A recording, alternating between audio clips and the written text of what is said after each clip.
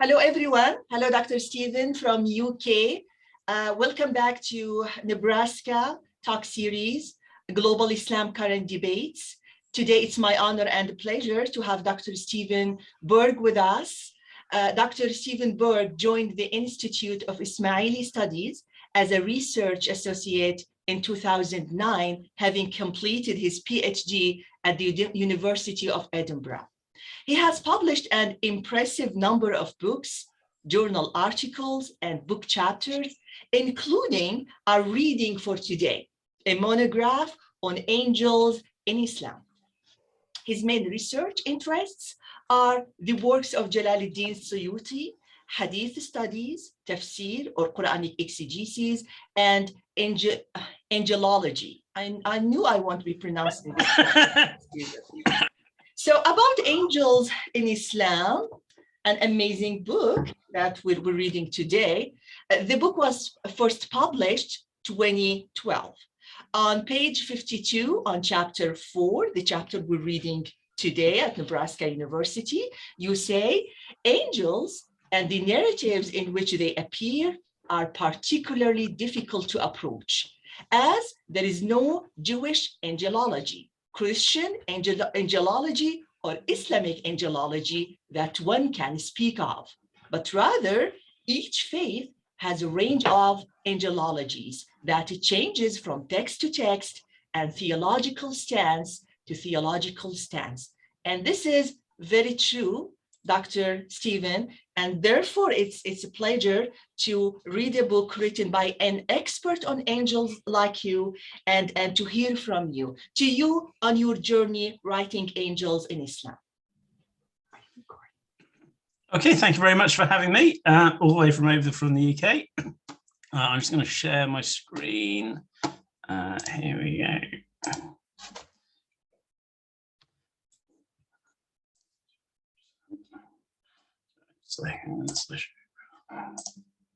Can you all see that? Great. So what I want to do today is just take you through some of the key ideas in my book, Angels in Islam, and then we can have some chat at the end, any questions that you may have. So the first thing to do is really just explain who AL-SUYUTI was and what he says about angels, or what this work is. So Abdurrahman Jalaluddin Al-Suyuti was a Muslim scholar who was writing in the Mamluk period, right at the end of the classical period, just before the Ottomans invaded, about 10 years after his death. And he was a very renowned scholar, operated in a really wide range of academic spheres, from Qur'anic studies, Hadith study, history, law, Sufism, because he was a Shadhili. He wrote on grammar and he wrote works on Kalam as well, so and logic. So he was operating in nearly everything. I mean, he was very well respected. He was very clever, very academic, and also apparently quite hard to work with, as he was quite arrogant. But there we go. And a lot of these works are still being used today. So, for example, the Kitab al-Itqan is still a key work in the field of Quranic studies. The work which my Angels in Islam is based on is his Kitab al-Hada'iq fi Akhbar al-Mala'ik, which means the arrangement of the traditions about angels, and it's a collection of about 744 hadith, followed by a theological sort of postscript, a khatima. So it's quite a long work for a hadith collection. It's not a short 40 hadith collection. So it's fairly sizable, but it's not mammoth. And it seems to be part of a series of collections that Al-SUYUTI wrote looking at the celestial world. So there's a work called the Kitab al-Hayya as-Saniyya fi al-Hayya as-Sunniyya, which is about Islamic cosmology, which has been translated into English by Anton Heinen. And then another work about jinn, Kitab al-Lakht al-Marjan fi Akhbar al-Jan, and another work about heaven and hell called Kitab al-Daqa'iq al-Akhbar fi Dhikr al-Jannah wal-Nar. So he seems to have had an interest in the supernatural world, and this work on angels is part of this broader collection. So what I want to do today is just mainly go over sort of three areas. And the first is about how angels are named. And I know you're looking at a different chapter, but this will help explain and engage with some of the key questions. So before we talk about naming, there's two main theories that were that I really wanted to engage with or reflect on within an Islamic context. And the first is a work by Saul Olyan called 1,000,000 Served Him, which is about Jewish angelology. And in this monograph, he argued that all names for angels emerged out of a process of the exegesis of the Bible. So one of the questions that I had is this the case in an Islamic context? And the second was, to be honest, there hadn't been that much research on angels in Islam. There was a short chapter by Tawfiq Fad and a few other comments by some other Orientalists. And they had largely argued that angelic names, as well as traditions about angels more broadly, were derived or borrowed from the Jewish and Christian traditions. So one of the questions I had is, to what extent is this true? What I did this week is I actually put together as many of the names as I could find in my book. This isn't quite all of them, but obviously there's a huge range of names. Some of them may be familiar to you, others you wouldn't have heard of at all, and others are sort of clearly descriptive. So the first thing I had to do was try and rearrange these into a more sort of manageable way. So what I did is I arranged them according to how the names are formed. And there's four main groups. The groups in purple at the bottom left are what I call theophoric names, in that they include the name of God El, so they all end in El. We have the green group, which are angels that are mentioned or words that are mentioned in the Quran. We have these black ones on the right, which are sort of descriptive. They're not angels with names, but they're descriptions of what the angel does. And then lastly, there's a sort of miscellaneous group, which is the ones in blue. And I'll talk about Ismail in a minute. So the first thing was these theophoric names, and these all have the characteristic ending il, which is often preceded with a long vowel, usually and these names take a form which comes from Hebrew and Aramaic and their word for God. And what's quite interesting is whether what I wanted to ask is did Muslims understand that this was how the Bible and Hebrew created names for angels? So Gabriel is Gabriel, which means the strength of God. And there's this interesting hadith here. So Ibn Jarir al-Tabari and Abu Shaykh, two scholars, cited on the authority of Ali ibn al-Hussein, and he said Gabriel's name means servant of God, Abdullah. Michael's name means servant of God, Ubaydullah, and Israfil means servant of the merciful. Everything derives from the word Il, meaning subservient to God. May he be praised and glorified. And there's quite a bit of interesting things here for this idea about the extent to which there's a relationship between Jewish and Christian angelology and Islamic angelology. So, as I said, the word Gabriel in Hebrew means the strength of God. But what we have here clearly shows that this understanding hasn't been translated or understood in the move into the Islamic Arabic world, because we get this new translation that Gabriel's name means servant of God, and the same for all the other names. Yet at the same time, we have this sense that, and an awareness that El refers to the Hebrew name for God. So there's this consciousness that El refers to God, and an awareness of that. Because obviously in Arabic, the word for God is Illah, which is related, but is obviously has a ha in it. So it's a slightly foreign term to an Arabic audience, yet they understand and know that the term El refers to God. But at the same time, so although this suggests that there is a borrowing, which is why people like Tawfiq Fad did suggest that there was a borrowing from Jewish and Christian thought, the names no longer have the same meaning, which suggests that there's a break, that there's a difference between the Jewish Christian and Christian angelology and their place in Islam. And this is, I think, further seen in the way that the names contract. So the name Jibra'il, which is found in the Hadith literature, is contracted to Jibril, and the same Mikhail is contracted to Mikal. That's the version of the Quran as well. So we see this contraction, which is a further distancing from the Jewish and biblical tradition. And again, we see other names like Israfil, which, if they were were found in Hebrew, would have a Hamza in, but I've never seen any example of Israfil in any text. So we see these versions which have this il ending, but don't but show a distancing between the Muslim and the Jewish and Christian angelological traditions. And the other thing that is important is there's often a difference in the status and role of the angels. So Israfil is a very important angel in Muslim angelology. He's the angel that blows the trumpet at the end of time. And Israfil has a very close relationship with God, is said to be directly under God's throne, and is responsible for delivering messages to Gabriel and Michael, who in turn deliver them to either the angels, which is Michael's job, or to humans, which is Gabriel's job.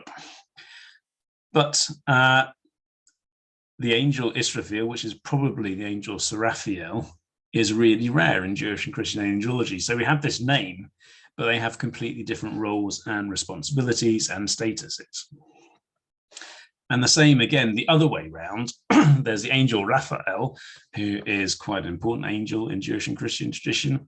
And there is this angel that appears in a couple of hadith called Rufil or Riafil, but he's very rare and hardly known. So what we're not seeing the appropriation or the movement of one angelology to another. There's something more complicated going on. I'll just leave these pairs. These are just very obscure, rare angels, the origins of which we don't really know. The last one is Ismail, which looks like it might be one of these names, but it has the wrong letters in. It has an Ain, not a Hamza, which is a completely different letter. And also Samael in Hebrew, in Jewish tradition, is a really evil angel, but the angel Ismail in the Hebraic is a good angel. So it's hard to work out where that name comes from. So we're seeing a real mixed picture, really. The second group are exegetical angels, and they are angels where we see angels that are mentioned directly by name, so things like Harut and Marut, the angel of death, the bearers of the throne, the noble watching scribes, who are the angels who write down everything that humans do. So that's the examples in the Quran.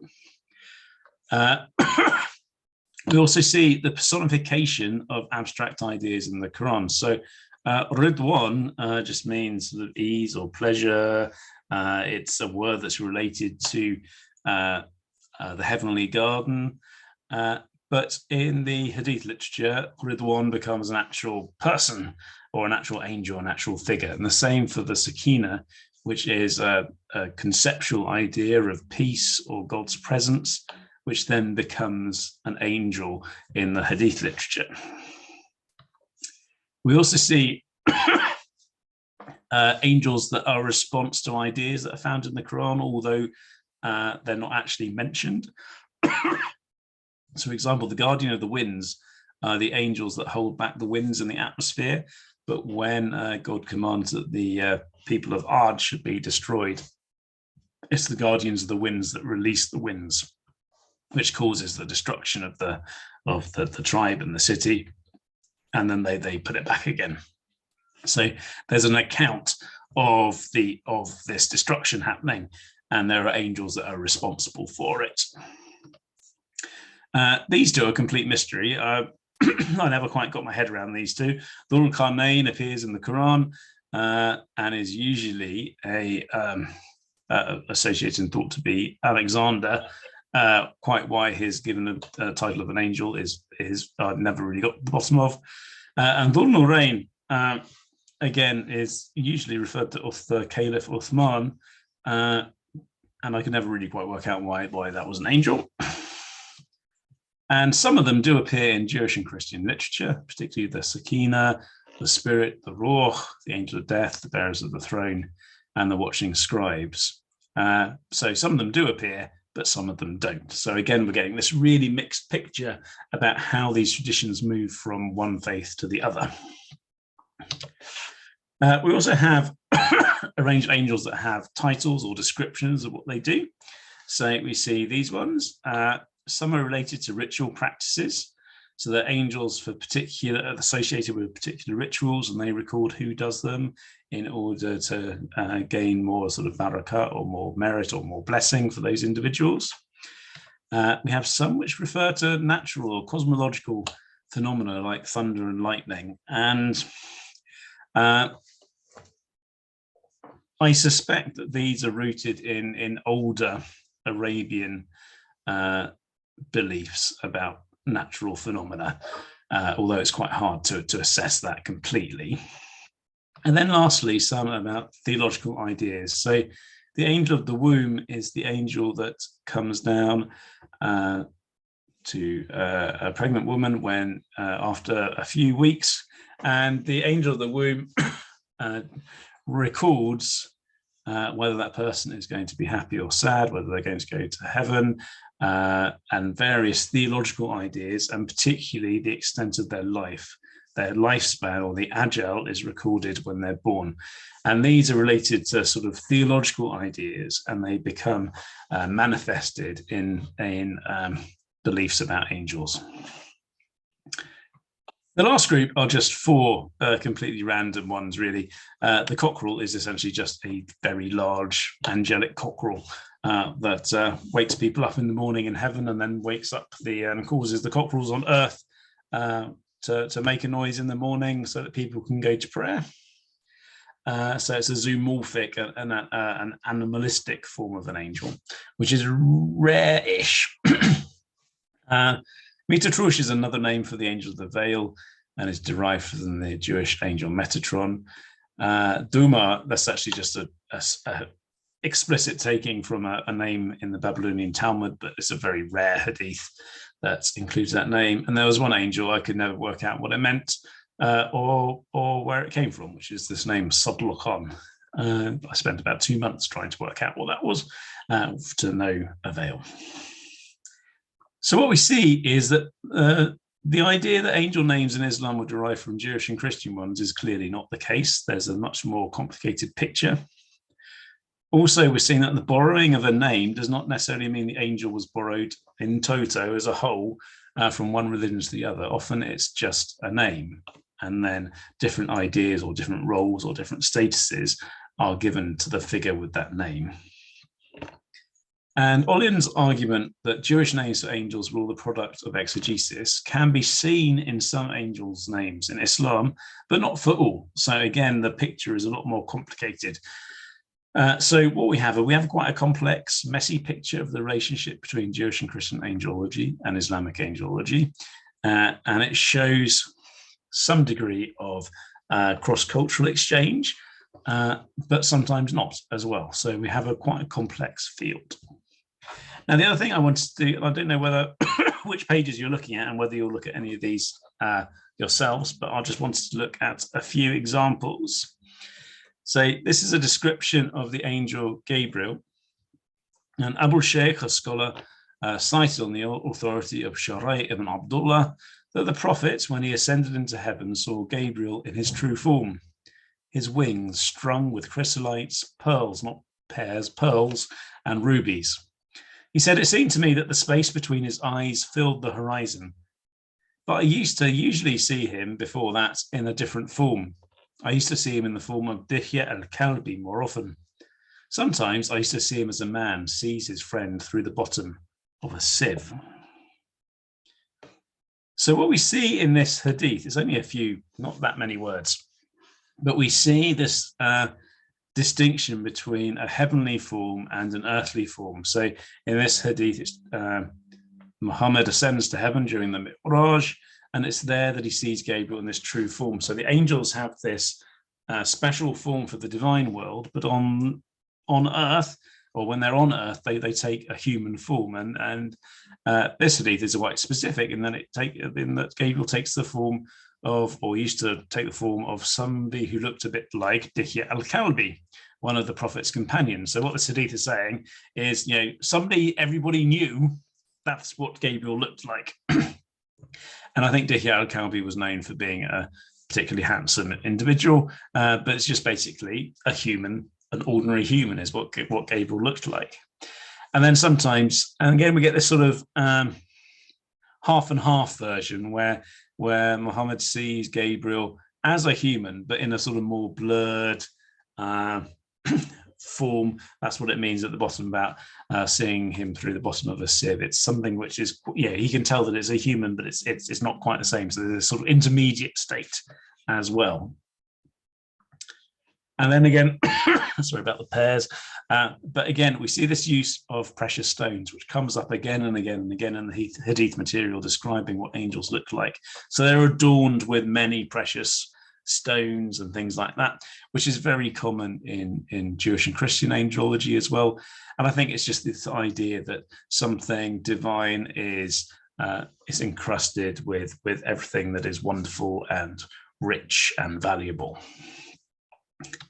And we also see this idea of this huge size of the angel. So his eyes fill the horizon. So just trying to imagine this huge size of Gabriel.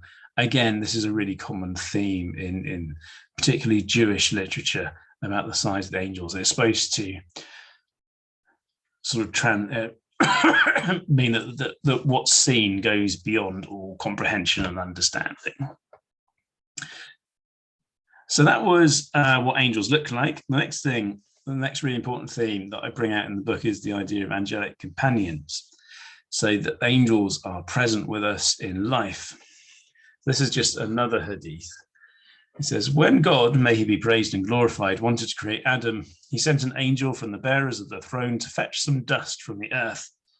When the angel came down to take it, the earth said, I implore you by the one who sent you not to take anything from me today, part of which is to be for the fire tomorrow. So the angel left.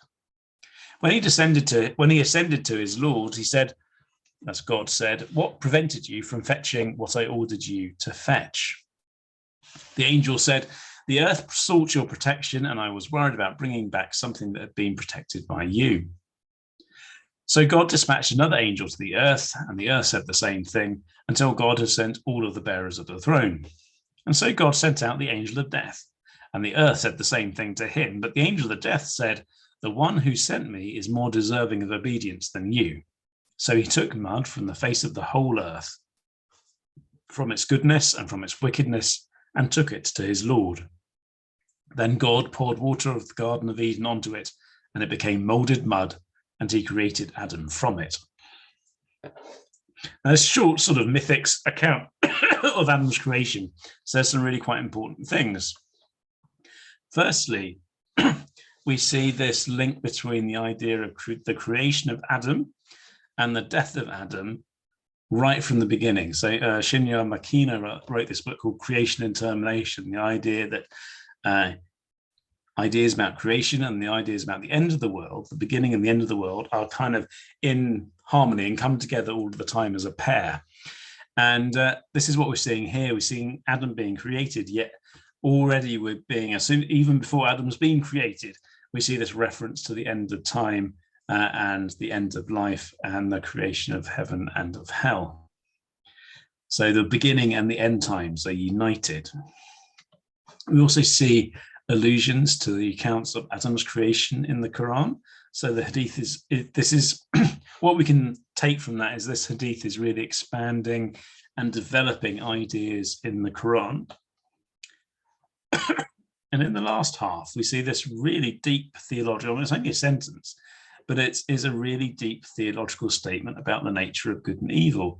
It says, so he took mud from the face of the whole earth, both the good bits and the bad bits. And this is being used to explain why humans are both good and bad, while we have good intentions to do the things that God wants us to do, but we also, as individuals and humans, have things that want us to do things that are disobedient or bad. So I think even in this sort of like folkloric tale, we get this idea of a reflection on the nature of humanity and the nature and the idea that humans are made up of both good and bad. And then lastly, we have another allusion to Adam's creation in the Quran. So this is just a short hadith, but it really encapsulates some really deep theological material. And then the last thing, sorry, I forgot this slide was here, is there's this sense that human life and the angel of death are bound together right from the outset. So right from Adam, there's this relationship between life and death, between humanity and the angel of death. And that relationship is one that continues for all of time. And I think this is related to the idea of dhikr al-maut in Islamic sort of spirituality, the idea of the remembrance of death, that part of life is the fact that we all die. And this is quite an important theological point, all summed up in this very short mythic hadith. There's this other hadith that I want to talk about, which is about the noble watching scribes, which are two angels. Sometimes they're portrayed as being on an individual's shoulders.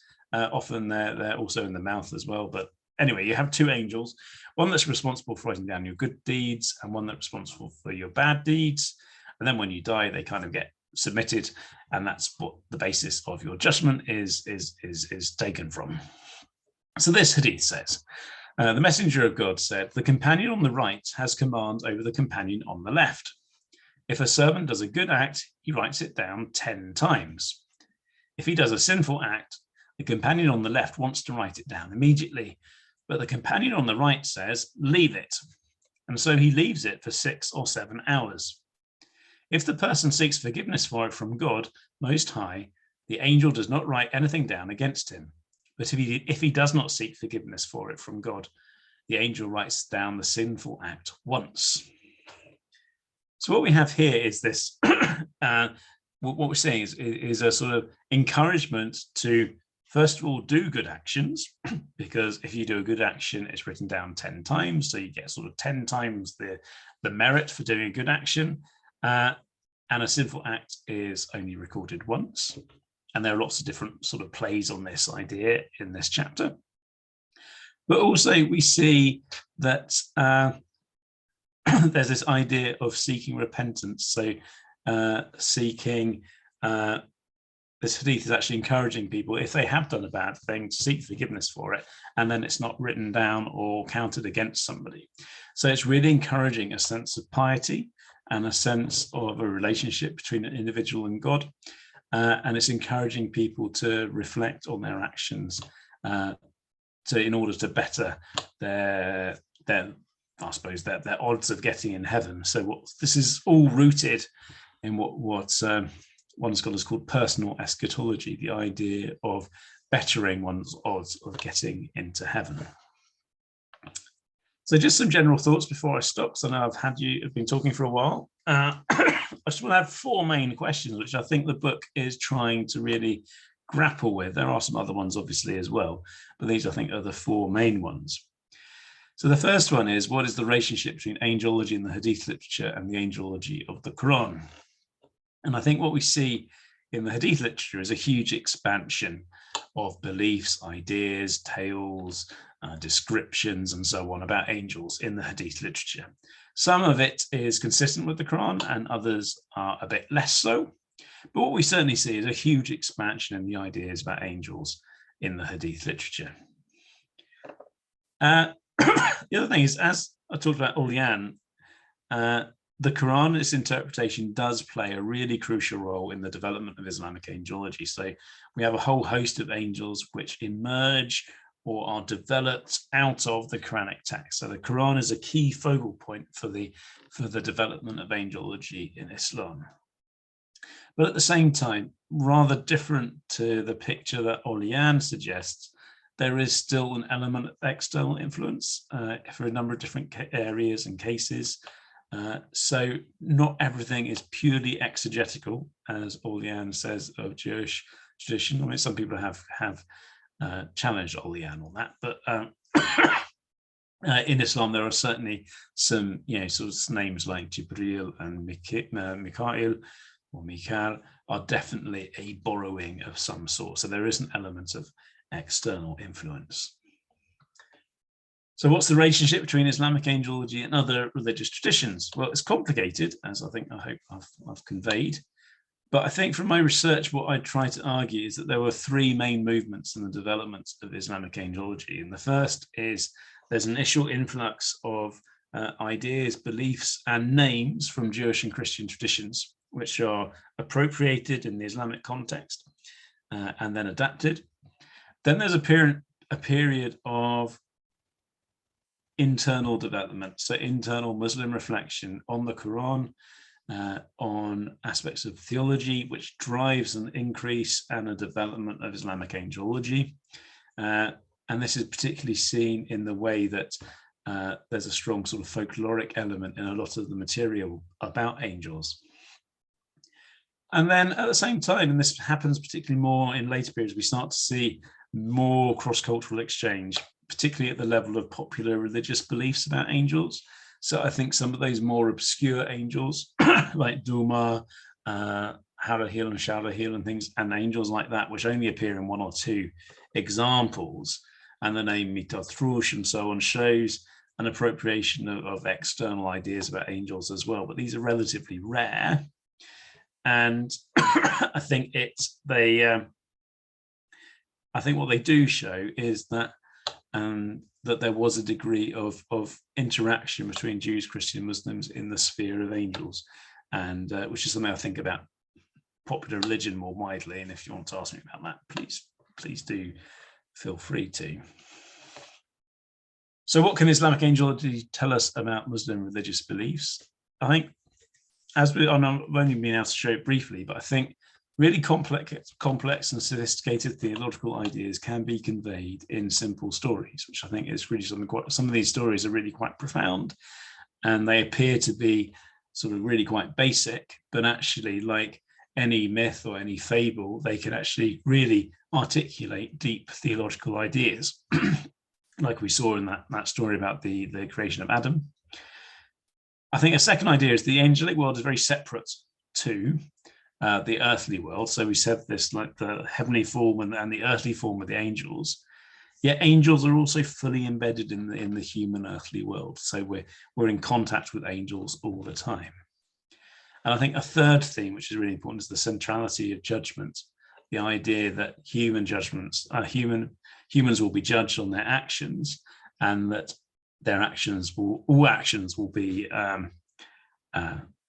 be known about by the divine world through the presence of angels in our world. And lastly, what's the purpose of the work in itself? And I think it tries to do two things. I think the first thing is to express the wonder of God's creation. I think Suyuti was just, I think he wanted to articulate that majesty and the wonder of the world and the universe. But I think also it's engaged in ideas of trying to promote taqwa, God consciousness, and piety, of making people aware that they are always in the presence of God and of the divine world, which necessitates behaving in certain ways. So I think what Suyuti is trying to do is try and encourage a more deeply rooted sense of piety through an acknowledgement of the presence of angels in the earthly world. So I think that's it. Yeah, that's it. Thank you very much. And I will stop sharing. Thank you so much, Dr. Burge. That's all right. I'm so honored that you joined us as Nebraska Global Islam Current Debates guest speaker for today. Before we disconnect the recording and open the floor to Q&A from students, an update from you on your current research. More great books coming soon? I just published one on the Prophet Muhammad. It's an accessible series book, so it's aimed at the wider public. So that's just come out. But now working on a translation of some tafsir material, which should hopefully be out, maybe not next year, but probably beginning of the year after. And that's on ritual. So I'm doing more sort of work on ritual and sort of fasting, Hajj, and things like that. So that's currently what I'm working on. Very interesting. We would love to hear updates from you all the time, Dr. Burge. With this, I thank you so much, and we're going to be disconnecting for questions. Thank you so much. Thank you.